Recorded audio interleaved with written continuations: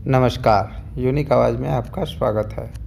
बड़ी खबर, bank of India समेत ये 4 सरकारी बैंक हो सकते हैं प्राइवेट। जानिए क्या होगा करोड़ों ग्राहकों पर असर।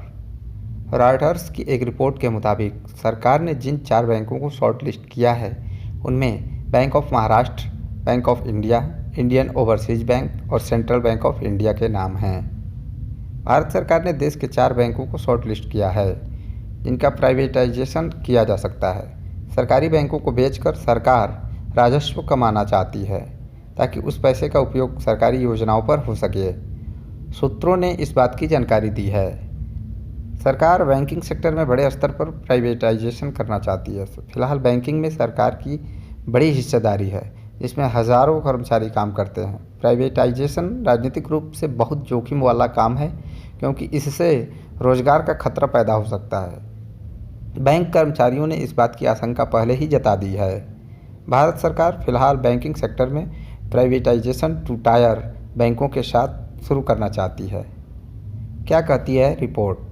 रॉयटर्स की एक रिपोर्ट के मुताबिक सरकार ने जिन 4 बैंकों को शॉर्टलिस्ट किया है उनमें bank of Maharashtra, bank of India, Indian overseas bank और सेंट्रल बैंक ऑफ इंडिया के नाम हैं।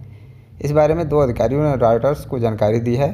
हालांकि यह मामला अभी सार्वजनिक नहीं हुआ है और प्राइवेटाइजेशन के कयास ही लगाए जा रहे हैं।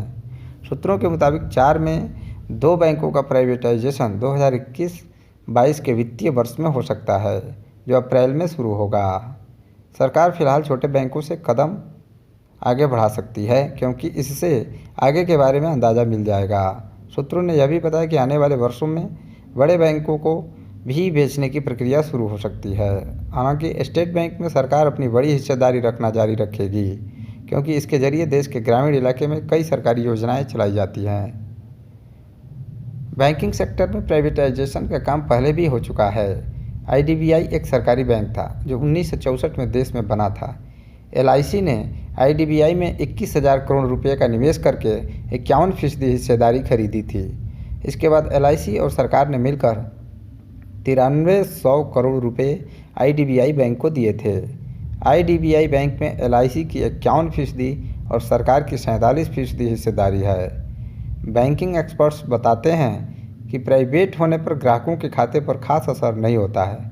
बैंक पहले की तरह अपनी सर्विस बरकरार रखता है। साथ ही होम, पर्सनल और ऑटो लोन की ब्याज दरें और सुविधाएं भी पहले जैसी ही रहती हैं।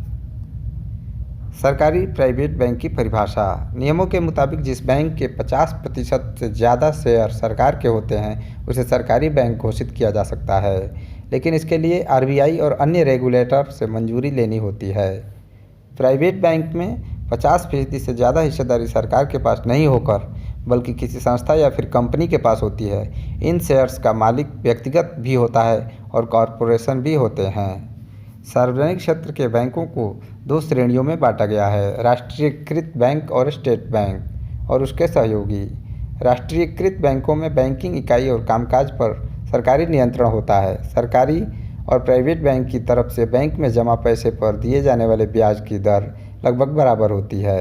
हालांकि नए बैंक जैसे बंधन बैंक, एयरटेल बैंक बाकी बैंकों की तुलना में मामूली बेहतर ब्याज दर ऑफर कर रहे हैं। दोनों तरह के बैंक में अंतर।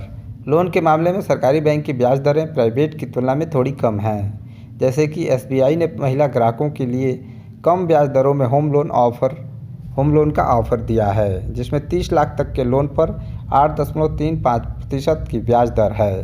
प्राइवेट बैंकों के लिए कहा जाता है कि वे बेहतर सेवा देते हैं लेकिन वे प्रदान की गई अतिरिक्त सेवाओं के लिए चार्ज भी करते हैं।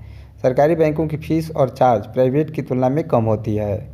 बहुत सारे प्राइवेट बैंक अपनी सेवाओं का ऑफ़र देते रहते हैं। सरकारी बैंकों में ज़्यादातर खाते सरकारी कर्मचारियों के वेतन, फिक्स्ड डिपॉजिट्स और लॉकर वगैरह के लिए खोले जाते हैं। प्राइवेट बैंकों की तुलना में उनका कस्टमर बेस बड़ा होता है। धन्यवाद दोस्तों। अगर यह जानकारी आपको पसंद आई हो तो आप हमारे यूनिक आवाज़ चैनल को सब्सक्राइब ज़रूर कर लें, साथ ही साथ बेल आइकन भी ज़रूर दबाएं और अगर कुछ ज़्यादा ही अच्छी लगी हो तो इसको शेयर भी करें। नमस्कार।